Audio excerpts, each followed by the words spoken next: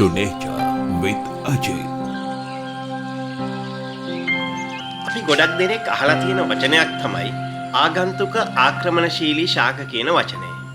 මොකද්ද මේ ආගන්තුක ආක්‍රමණශීලී ශාක කියලා හඳුන්වන්නේ?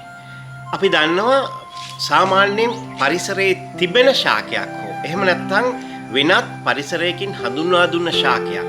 එම පරිසර පද්ධතියේ සමතුලිතතාවයේ බිඳ දමමින් ශීඝ්‍ර ලෙස වර්ධනය වෙලා අනිකුත් ශාකවලට සහ අනිකුත් සතුන්ට තර්ජනයක් එල්ල කරනවා නම් අපි ඒ ශාක විශේෂ හඳුන්වනවා ආගන්තුක ආක්‍රමණශීලී ශාක විදිහට. මේ වගේ ශාක ගණනාවක් අපේ රටේ තිබෙනවා. විශේෂයෙන් අපි දැකලා තියෙනවා මේක ලොකු ප්‍රශ්නයක් වෙලා තියෙනවා අපේ පරිසර පද්ධතිය වලට. ඒ වගේම තවත් ශාක තියෙනවා. ඒවා හැබැයි හඳුන්වලා දීලා නැහැ. තාම මේවා ආගන්තුක ආක්‍රමණශීලී ශාක විදිහට. නමුත් මේ ශාකවල පෙන්නනවා ඇතැම් ගති ලක්ෂණ විශේෂයෙන් ආගන්තුක ආක්‍රමණශීලී ශාකයක් බවට වර්ධනය වෙන්න පුළුවන් ගති ලක්ෂණ. ඉතින් මම අද ඔයාලට පෙන්වලා දෙන්න යන්නේ එවැනි ශාකයක් විශේෂයෙන් අපේ ගෙවතු එහෙම නැත්නම් පාරවල් දෙපස වගා කරලා තිබෙන ශාකයක් විශේෂයෙන් ආගන්තුක ආක්‍රමණශීලී ශාකවල ගති ලක්ෂණ පෙන්වන.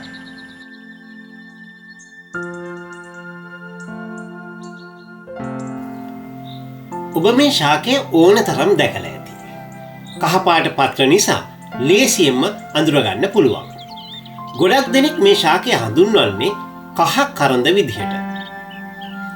මේ පත්‍රවල පාට නිසාත් ශීඝ්‍රයෙන් වර්ධනය වීම නිසාත් ගොඩ දෙනෙක් මේ ගස් උද්‍යාන අලංකාරය වෙනුවෙන් ගෙවතුවල ඒ වගේම මග දෙපස වවලා තිබෙනවා.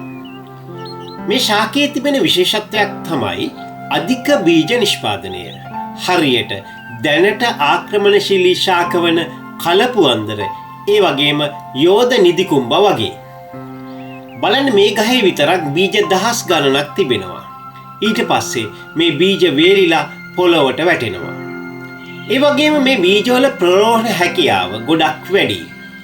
ඒ හින්දම ගස් පාමුල සිය දහස් ගණනක් බීජ පැල දැක ගන්න පුළුවන්. ඒ විතරක්ද මේ බීජ ඊටම ශුෂ්ක අඩු පෝෂක සහිත පසක ඒ කියන්නේ ගල්බරළු මත උනත් පැලවෙනවා දැක ගන්න පුළුවන්.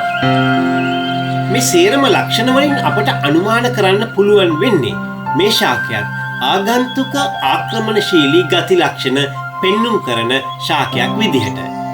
ඒ වගේම මේ ගස් දැනටම අපේ රටේ ස්වභාවික වනාන්තර පරිසර පද්ධති තුල එම මාර්ග දෙපස තුල තිබෙන බව වාර්තා වෙලා තිබෙනවා. සමහර විට ඔබ නොදන්නව ඇති. හෝටන් තැන්න වැනි කඳුකර වනාන්තරවල දැඩි ලෙස පැතිරිලා වැඩෙන යුලෙක්ස් ආක්‍රමණශීලී ශාකයක් මුලින්ම වගා කරලා තිබෙන්නේ විසිතුරු පැලෑටියක් විදිහට. ඒ වගේම පරිසර පද්ධතිවලට දැඩි බලපෑමක් එල්ල කරන ගඳපාන ශාකයක් විසිතුරු පැලෑටියක් විදිහට තමයි මුලින්ම වගා කරලා තිබෙන්නේ. ඒ නිසාම පරිසර සමතුලිතතාවයට බලපෑමක් ඇති කරන්න පුළුවන් ශාක වර්ග විසිතුරු පැල විදිහට වගා කරන එක ගැන නම් අපි දෙවරක් සිතන්න ඕනේ. මොකද අවසානයේ මේ සියලුම බලපෑම් ඇති වෙන්නේ අපේ රටේ ජෛව විවිධත්වයට සහ අපේ රටේ පරිසර පද්ධතිවලට.